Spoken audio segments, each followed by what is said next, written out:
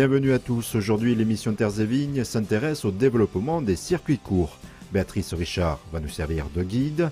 À travers les allées du Salon de la Gastronomie et des témoignages, nous verrons la diversité des circuits courts, l'évolution de la distribution de leurs produits et les changements d'habitude des consommateurs. Durant cette émission réalisée en partenariat avec la Chambre d'agriculture de l'Aube, nous découvrirons également l'initiative d'un couple d'agriculteurs avec la mise en service d'un distributeur de pommes de terre, sans oublier le retour sur l'actu. Mais tout d'abord, direction le Salon de la Gastronomie qui s'est déroulé du 10 au 13 novembre à Troyes. À la vôtre, à votre santé. Bonjour et bienvenue au Salon de la Gastronomie sur le stand de Terres et Vignes de l'Aube qui cette année encore vous accueille avec les producteurs au bois. Donc nous allons nous déplacer, nous allons aller à la rencontre d'un agriculteur qui a travaillé la diversification et je pense qu'il va être plus à même que moi de vous expliquer pourquoi et comment. Bonjour. Pardonnez-moi, bonjour. Je vous propose de vous présenter et de nous présenter votre projet. Bonjour, on est la ferme des Trois Vallons. On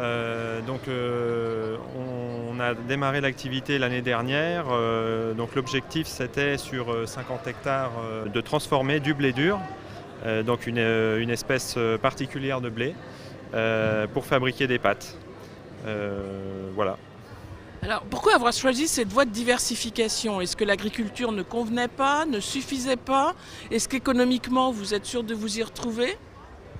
En fait, à l'origine, moi j'ai toujours voulu transformer ce que je produisais sur la ferme, en tout cas une partie. Et en fait, sur ma partie grande culture à moi, je m'aperçois qu'on est très souvent soumis aux aléas climatiques, aux aléas aussi des cours mondiaux. Et l'objectif, c'était de créer une activité pour tirer un revenu sur cette activité. Et pour l'instant, l'activité démarre très bien et on est très content du projet. Et quel est votre circuit de distribution en fait? On vend à la ferme le samedi et puis on distribue dans le département, dans différents magasins, points de vente, en général des artisans, des petits magasins. Et puis on est également présent au drive fermier de l'Aube et dans toutes les autres structures de ce type-là. Et là, nous allons découvrir un autre producteur qui lui aussi a une histoire tout à fait passionnante. Patrice Lemoine qui est apiculteur. Bonjour. Patrice, vous êtes installé à la limite de l'Aube et de la Côte d'Or en fait. Vous êtes apiculteur, si j'ai bien compris, de père en fils depuis très longtemps. Oui, mon père a commencé l'apiculture en 1958. Donc on l'a repris, l'affaire de mon père. Il y a eu un petit arrêt. Ensuite, on l'a repris en 80. On a commencé à reprendre son affaire. On a un cheptel de 160 ruches et là, tous les ans, on l'augmente un petit peu. On espère arriver à 300 ruches sans avoir trop de mortalité avec tous les problèmes qu'il y a à l'heure actuelle. Qu'est-ce qui a évolué depuis les années 80 alors, dans votre métier? Les gens viennent davantage chez des petits producteurs comme nous, en apiculture. La demande en miel maintenant est vraiment en hausse. C'est un produit qui demande qu'à évoluer, quoi. Donc là, nous allons maintenant découvrir un producteur qui, lui, a fait le choix de créer un groupement de producteurs et qui vend aujourd'hui à la grande distribution. Nous découvrons Jean-Louis Campagne et nous découvrons monsieur Guillaume Partiot. Nous sommes producteurs et conditionneurs de légumes secs dans le sud du département de l'Aube et nous fédérons autour de nous environ 80 producteurs répartis sur le département de l'Aube, de l'Yonne et de la Côte d'Or. Alors pourquoi ce choix? Parce que finalement, quand vous êtes agriculteur, je pense, à la base, pourquoi avoir fait ce choix d'abord de diversification et ensuite de management d'un groupe? L'idée à la base, c'était d'aller chercher de la valeur ajoutée, de capter de la valeur ajoutée pour des raisons économiques. Et puis c'était aussi l'envie d'aller au contact du client, du consommateur pour échanger, discuter, améliorer nos produits. Et puis au fur et à mesure du développement, on a constitué autour de nous un petit réseau de producteurs pour pouvoir répondre à la demande et pouvoir fournir des clients un peu plus gros et industriels. Alors aujourd'hui, vous êtes sur le salon de la gastronomie, mais avec la grande distribution, ça se passe bien? Ça se passe plutôt bien. Nous travaillons avec environ 200 points de vente.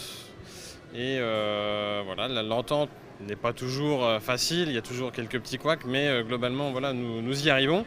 Et toute notre gamme est présente dans les supermarchés de la région. On est bien d'accord, vous êtes d'ici, vous conditionnez ici, vous êtes vraiment de chez nous. Ça vous apporte quoi finalement de diversifier ainsi, de travailler ainsi en groupe et puis d'aller jusqu'au bout, c'est-à-dire que vous suivez la chaîne totalement. Qu'est-ce que ça vous apporte? Est-ce qu'il y a une vraie valeur ajoutée?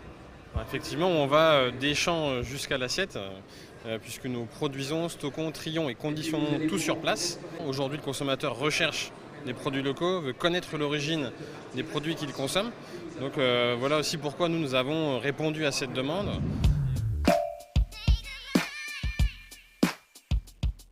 Si les circuits courts englobent une grande diversité de types de production, de raisons sur le choix de ce mode de distribution, les consommateurs ont changé leur habitude d'achat. Les producteurs comme Jérôme Schmitt ont dû et su s'adapter. Jérôme, vous vendez des pommes? Ça paraît surprenant parce que finalement, est-ce qu'on gagne sa vie en ne vendant que des pommes? On peut gagner sa vie en vendant que des pommes, ça représente quand même beaucoup d'heures parce que étant tout seul sur 5 hectares de verger, ça représente à peu près 3000 heures de travail annuel. Mais vous avez fait un choix qui est assez étonnant, enfin qui est intéressant en tout cas, c'est de travailler beaucoup à travers Internet, le Drive, et de développer des marchés comme les cantines scolaires. Expliquez-moi. Alors, en fait, chronologiquement, j'ai démarré tout seul sur l'exploitation. Après, il y a 6-7 ans, j'ai vendu aux cantines scolaires parce qu'elles répondaient à des appels d'offres de collectivités territoriales qui demandaient des produits locaux. Et après, le Drive s'est greffé dessus. Alors c'est vrai que ça fait beaucoup de choses à gérer au jour d'aujourd'hui, mais si j'avais pas pris le virage Internet, j'aurais perdu des clients sur l'exploitation. Vous auriez peut-être aussi mis en péril votre exploitation? Oui, parce qu'aujourd'hui, il y a quelques années, Internet touchait les jeunes, mais aujourd'hui, papy, mamie aussi s'y mettent fortement à cause des petits-enfants et de leur activité. Donc aujourd'hui, le Drive permet de garder une clientèle. Ça développe certains jours, mais ça maintient aussi une clientèle. Alors, travailler sur Internet, vous pouvez le faire individuellement. Vous avez choisi de le faire à travers du collectif, c'est-à-dire que vous faites de l'individuel mais aussi du collectif, le Drive fermier, la ruche qui dit oui. Est-ce que vous auriez pu tenir en ne le faisant que par vous-même? Non, on ne peut pas forcément tout faire tout soi-même parce que déjà des sites internet ça coûte relativement cher, il y a un investissement important. Et aussi personnellement j'aime bien aussi le collectif et donc travailler les produits mais aussi les gens. Et ça c'est assez passionnant aussi, c'est une expérimentation humaine qui est intéressante. Et le fait aussi d'avoir entre 500 et 700 références sur un site, on offre une gamme importante et donc on a plus de visibilité que tout seul. Est-ce que ça aura modifié votre méthode de travail? Oui, ça modifie énormément la méthode de travail puisque Internet, il faut quand même aller souvent dessus pour mettre son catalogue à jour, ses stocks et tout ça. Par exemple, j'ai eu la triste expérience la semaine dernière, j'ai été en pleine récolte, j'ai oublié d'enlever des rainettes parce qu'il n'y en avait plus. Je m'en suis aperçu en milieu de semaine et j'avais déjà des commandes. Donc là, on est obligé de mettre un petit mot d'excuse, de changer de variété. Enfin voilà, aussi, on a des fois des petites choses comme ça qui peuvent arriver. Après, c'est une organisation de travail aussi parce qu'il faut éditer ses bons, il faut préparer, il faut les emmener, il faut ramener ça sur le site de distribution. Donc c'est aussi un temps en plus à passer que le client ne voit pas forcément. Donc moi, sur mon exploitation, je le vois plus comme un service qu'on rend au client. Rendre un service au client, innover dans son mode de distribution, à Barberet-Saint-Sulpice, le couple d'agriculteurs Truel a su trouver une solution étonnante, un distributeur de pommes de terre automatique. C'est le sujet de la rubrique Contre-champ.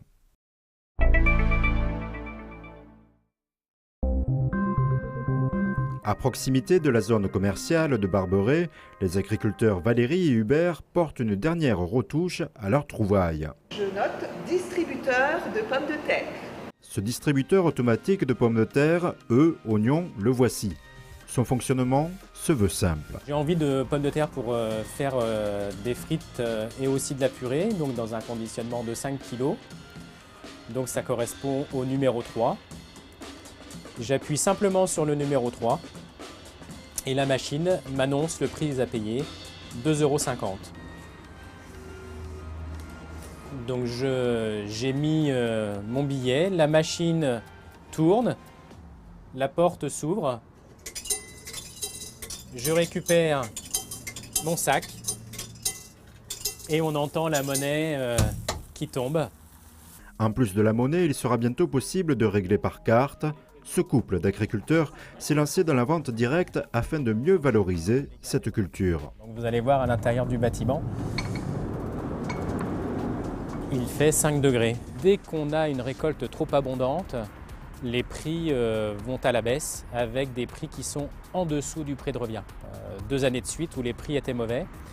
Et donc on a décidé de se séparer du marché classique et d'essayer de vendre nos pommes de terre à un prix stable tous les ans. La vente directe a représenté les dernières quasiment toute notre production, Et l'objectif aujourd'hui avec l'apport du distributeur, c'est de renforcer et de pérenniser cet objectif. Ce mode de distribution semble correspondre à une nouvelle génération de consommateurs au bois. Notre conseiller de gestion, il trouvait que nous étions trop avant-gardistes. Il y a 10 ans, il disait non, les gens ne sont pas encore prêts en fait à ce genre d'appareil. Et là, l'année dernière, il nous a dit top, c'est le moment. L'attrait pour le produit local, des produits qui ne viennent pas d'Espagne ou d'ailleurs. Là, on est vraiment sur notre territoire, produits au bois, 100% au bois. On a investi un peu Facebook et on a toute une clientèle nouvelle qui s'intéresse à ce produit. En fait, ça correspond à une génération peut-être de gens un peu plus pressés, mais qui souhaitent continuer à consommer des produits locaux. Colza, blé, orge, si les pommes de terre représentent seulement 2,5% des surfaces, pour eux, il était impossible d'envisager une autre solution que le distributeur automatique. Pour nous, préparer les paniers, les conduire au drive et puis être présent physiquement pour distribuer. Or, la limite de notre exploitation, c'est que nous sommes que tous les deux. Elle est très morcelée sur le plan géographique. Et nous avons très peu de temps. Donc cet appareil, donc ce distributeur, permet en fait de donner une réponse à notre limite qui est le temps. Valérie et Hubert espèrent trouver le temps d'installer, pourquoi pas, d'autres distributeurs.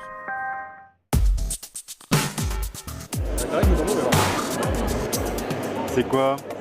La fondue de champignons au chaours. Dans un instant, la suite de ce numéro de Terres et Vignes, consacré à la production et à la distribution en circuit court. Nous essaierons de dresser le portrait type du consommateur devenu locavore.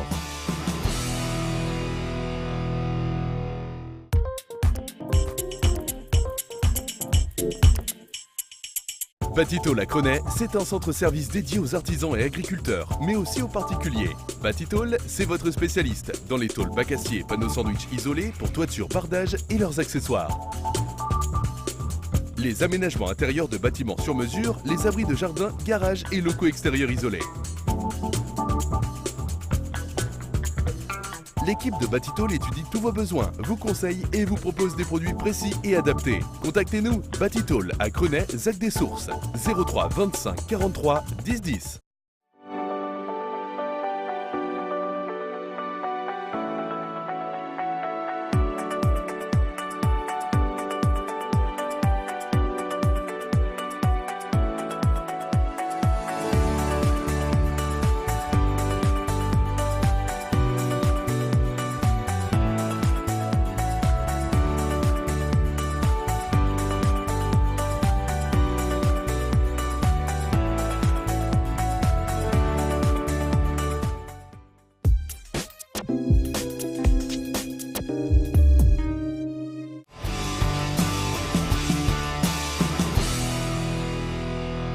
De retour dans ce numéro tout en images de Terres et Vignes consacré au circuit court. Ici, durant le salon de la gastronomie, les visiteurs peuvent goûter, repérer et acheter sur place des produits une occasion de les interroger sur leur motivation, leurs habitudes d'achat auprès des producteurs locaux. Alors donc c'est un petit lit d'ail, un petit crouton de pain avec un petit lit d'oignon. C'est surmonté d'une toute petite tranche de morbier et arrosé d'un filet de vin blanc ou de champagne, si tu as du champagne. Voilà, c'est bon? C'est très très bon. Et c'est quand même préférable d'utiliser nos propres produits qui sont locaux et pour le goût, parce que les produits sont de qualité, on peut aussi les goûter. Bon, pour les pâtes non, mais la plupart du temps on peut goûter et on sait ce qu'on achète. Quelqu'un qui fait les choses lui-même, je préfère mettre un peu plus d'argent, mais au moins je sais que c'est fait dans la région et puis ça m'intéresse personnellement. Ouais. Voilà, c'est important de faire fonctionner les producteurs locaux, je pense. Pourquoi pas? Il faut aider les gens à fonctionner, à se développer, à produire et à bien fonctionner. Maintenant, sur les marchés, on trouve beaucoup de produits locaux. C'est intéressant, de plus en plus, on préfère se rapprocher directement des producteurs que d'aller dans les supermarchés. On mange un peu plus bio, un peu plus... on habite en campagne en plus, donc on a aussi des agriculteurs qui nous vendent des produits parfois. Et on sent que c'est les choses faites comme à la maison, quoi. C'est très bon. Le goût semble le premier critère de choix. Durant ce salon, plusieurs producteurs participent sous la bannière du Petit Marché Nature ou à titre individuel. Tous semblent constater une évolution de leurs clients avec l'obligation de s'adapter à leurs demandes. On travaille avec le Drive, on travaille avec le Petit Marché Nature à différentes occasions, notamment au Salon de la Gastronomie. Et puis on a le projet de magasin de producteurs. Les jeunes commencent à revenir. Le vendredi, le samedi, on le voit, c'est les jeunes couples avec enfants qui reviennent au marché. Donc ils s'intéressent de plus en plus vraiment aux produits locaux. Ils prennent leur après-midi, ou c'est monsieur qui vient, ou c'est madame, mais c'est vrai qu'ils arrivent à se débrouiller et ils veulent vraiment remanger des bons produits. Ils veulent du bio, mais ils veulent aussi du local en fait. Ils veulent du bon produit. Donc ils viennent voir le maraîcher, ils viennent voir le producteur et ils viennent aux locaux. Il y a un ensemble déjà, il faut que ce soit bon. Ça c'est sûr. Après, il faut que ce soit local, c'est un plus. Et c'est ce qu'ils recherchent, c'est quand même pour offrir, ils veulent quelque chose de local, donc il faut vraiment des matières premières locales. Et puis il faut vraiment que ce soit bon. Puis le prix quand même aussi. Et ce qui est surprenant, parce que je fais le marché couvert aussi, c'est que j'ai une population de jeunes trentenaires qui arrivent, mais depuis 2 ans seulement. Et on avait un petit peu peur que ces jeunes-là ne prennent pas le train. Et finalement, ils sont là, on pose plein de questions, ils savent plein de choses. Et c'est bien parce que ça nous fait avancer aussi. Et on est content d'avoir des nouveaux clients. Le client veut toujours de la nouveauté, ça c'est sûr. C'est pour ça que j'ai commencé avec quelques variétés, je me retrouve avec 70 parce qu'il veut toujours une nouveauté. Même encore maintenant, on me demande qu'est-ce qui est de nouveau, mais à force, il n'y a plus de nouveau. On livre les comités d'entreprise une fois par semaine. On envoie un mailing toutes les semaines pour dire aux clients ce qu'il y a dans le jardin. Et donc, ils passent leurs commandes par Internet. On travaille aussi avec le réseau de la ruche qui dit oui. C'est également par Internet. Les jeunes sont pleins Internet. Et puis, les facilités, on ne s'occupe pas du paiement. Le paiement se fait par le site. On ne s'occupe pas de ça. On s'occupe que de livrer des produits. C'est pratique. C'est rapide. Si ça a ouvert d'autres horizons. Alors on affiche le lieu parce que c'est une bière qui est donc brassée 100% localement, que moi et mon mari, on est des gens d'ici, on est nés à Troyes, et que j'avais envie de véhiculer l'image de la ville, donc avec la représentation de la ville, le nom de l'Once-3, qui est une unité de mesure des valeurs qui a été inventée au Moyen-Âge pour les fers de Champagne, et toutes nos bières portent des noms de valeurs qui étaient à cette époque échangés entre les commerçants qui venaient de toute l'Europe. Les gens, à partir du moment où c'est bon, ils y reviennent.